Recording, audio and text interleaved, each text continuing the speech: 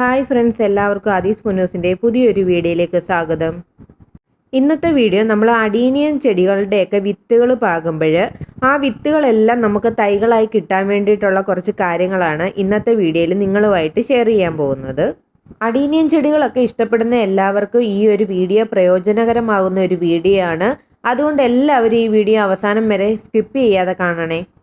Adenium ചെടികളിലൊക്കെ പൂക്കളൊക്കെ ഉണ്ടായി കഴിയുമ്പോൾ നിറയെ പൂക്കളൊക്കെ ഉണ്ടാകുന്ന സമയത്ത് ആ പൂക്കൾ പൊഴിഞ്ഞു പോകുന്ന ഭാഗത്തായിട്ട് അതിൻ്റെ ആ ഞെട്ടിൻ്റെ ഭാഗത്തായിട്ടാണ് നമ്മൾക്ക് വിത്തുകൾ ഉണ്ടായി കിട്ടുന്നത്. കൂടുതലായും വിത്തുകളൊക്കെ ഉണ്ടായി കിട്ടുന്നത് ഇതുപോലെയുള്ള സിംഗിൾ പെറ്റലിനകത്താണ്.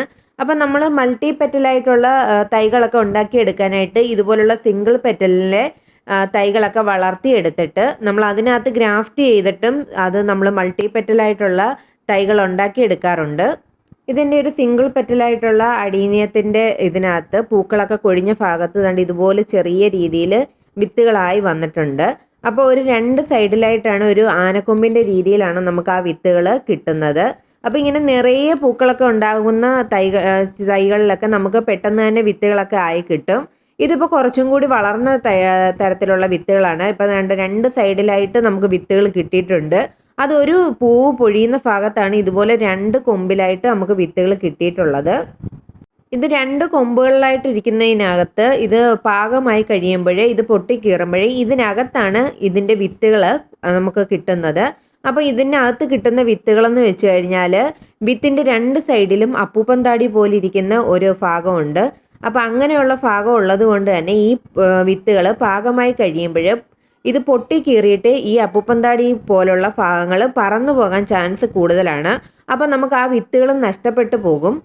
അപ്പോൾ വിത്തുകൾ പാകമായി കഴിയുമ്പോൾ നഷ്ടപ്പെടാതിരിക്കാൻ വേണ്ടിയിട്ട് നമ്മൾ എന്താണ് ചെയ്യേണ്ടതെന്ന് വെച്ച് കഴിഞ്ഞാൽ ആ വിത്തുകൾ വലിയ ബലമൊന്നും കൊടുക്കാത്ത രീതിയിൽ ഒരു നൂല് കൊണ്ട് ഇങ്ങനെ നമ്മൾ കെട്ടി കൊടുക്കുകയോ അല്ലെങ്കിൽ അതിൻ്റെ രണ്ടറ്റത്തായിട്ട് നമ്മൾ ഒരു റബ്ബർ ബാൻഡ് ഇടുകയോ ചെയ്യുകയാണ് വേണ്ടുന്നത്.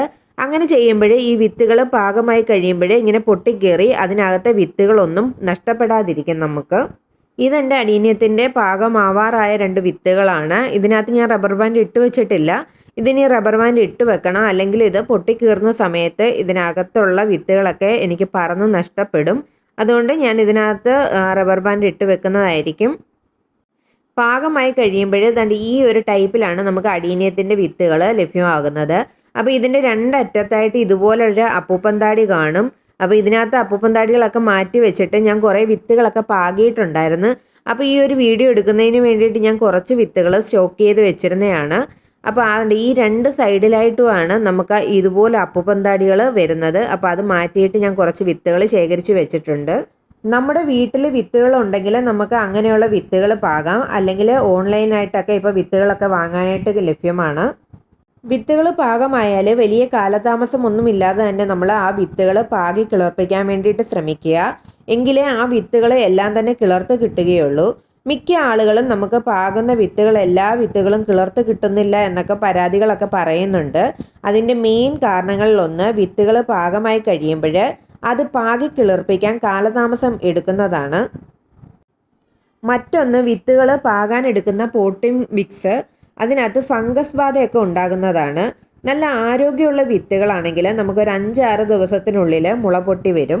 വിത്തുകൾ നടുമ്പോൾ നമ്മൾ പ്രധാനമായും ശ്രദ്ധിക്കേണ്ട കാര്യം, നമ്മൾ നല്ല ഇളക്കമുള്ള സൈസിലെ മണ്ണായിരിക്കണം വിത്തുകൾ പാകാൻ വേണ്ടിയിട്ട് എടുക്കാനായിട്ട്. അത് നമ്മൾ പ്രത്യേകം ശ്രദ്ധിക്കേണ്ട ഒരു കാര്യമാണ്. ഞാനിവിടെ എടുത്തേക്കുന്നത് പോട്ടി മിക്സ് ആയിട്ട് എടുത്തേക്കുന്നത് ചകിരിച്ചോറും അതുപോലെ തന്നെ നല്ല ഇളക്കമുള്ള ടൈപ്പിലെ മണ്ണുമാണ്. കൂടെ ഇതിനകത്ത് ഞാൻ സാഫും ആഡ് ചെയ്തിട്ടുണ്ട്.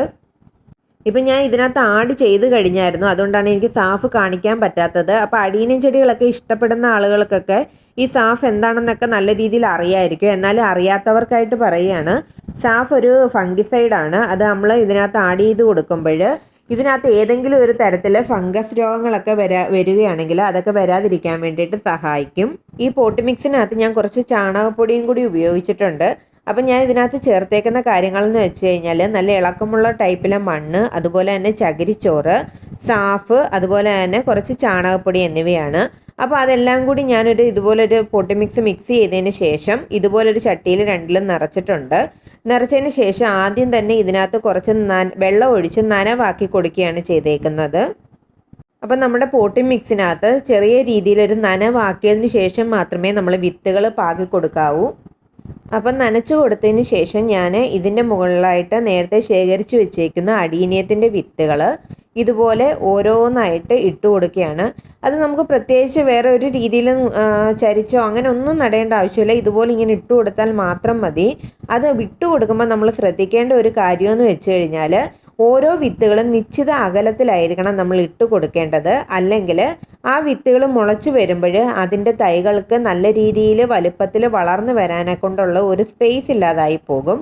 അതുകൊണ്ട് ഒരു നിശ്ചിത അകലത്തിൽ വേണം നമ്മൾ ഇതുപോലെ വിത്തുകളൊക്കെ പാകുന്നതിന് മുന്നേ ഇട്ട് കൊടുക്കാനായിട്ട്. നമ്മൾ സാധാ വിത്തുകളൊക്കെ പാകുമ്പോൾ ഒരു മണ്ണിനകത്ത് കുഴിയെടുത്തതിന് ശേഷമാണ് വിത്തുകളൊക്കെ പാകി കൊടുക്കാറുള്ളത്. അങ്ങനെയൊന്നുമല്ല നമ്മൾ അടീനിയത്തിൻ്റെ വിത്തുകൾ നടുന്നത്. ഇതുപോലെ നമ്മൾ ഇട്ട് കൊടുത്തതിന് ശേഷം നമ്മൾ പ്രസ് ചെയ്യേണ്ട ഒരു ആവശ്യവുമില്ല. നമ്മൾ ഇത് പോട്ടി മിക്സ് ഈ ചട്ടിയിൽ നിറയ്ക്കുന്നതിന് മുന്നേ നമ്മൾ ഒരു പിടി പോട്ടി മിക്സ് മാറ്റി വെക്കേണ്ടതാണ്. അപ്പോൾ ആ പോട്ടി മിക്സ് നമുക്ക് ഈ വിത്തുകൾ ഇങ്ങനെ വെച്ചതിന് ശേഷം അതിൻ്റെ മുകളിലായിട്ട് ഇതുപോലെ ചെറുതായിട്ട് ഇങ്ങനെ വിതറി കൊടുക്കാം. അപ്പോൾ വിത്തുകൾ വെളിയിൽ കാണാത്ത രീതിയിൽ വേണം നമ്മളത് വിതറി കൊടുക്കാനായിട്ട്. അല്ലാതെ നമ്മളത് പ്രസ് ചെയ്യേണ്ട യാതൊരു ആവശ്യവുമില്ല. വിത്തുകൾ കാണാത്ത രീതിയിൽ നമുക്ക് ഈ പോട്ടി മിക്സ് ചെറുതായിട്ടൊന്ന് വിതറിയാൽ മാത്രം മതി. അതിനുശേഷം നമുക്ക് ഇതിൻ്റെ മുകളിലേക്ക് ഒന്നും കൂടി വെള്ളം സ്പ്രേ ചെയ്ത് കൊടുക്കാവുന്നതാണ്. അപ്പോൾ എൻ്റെ സ്പ്രേ ബോട്ടിൽ ഞാൻ എടുത്തപ്പോൾ അത് ചെറിയ കംപ്ലൈൻ്റ് ആയതുകൊണ്ട് ഞാൻ കുറച്ച് വെള്ളം കയ്യിലെടുത്തിട്ട് ഇതുപോലെ നനച്ചു കൊടുക്കുകയാണ് ചെയ്തേക്കുന്നത്.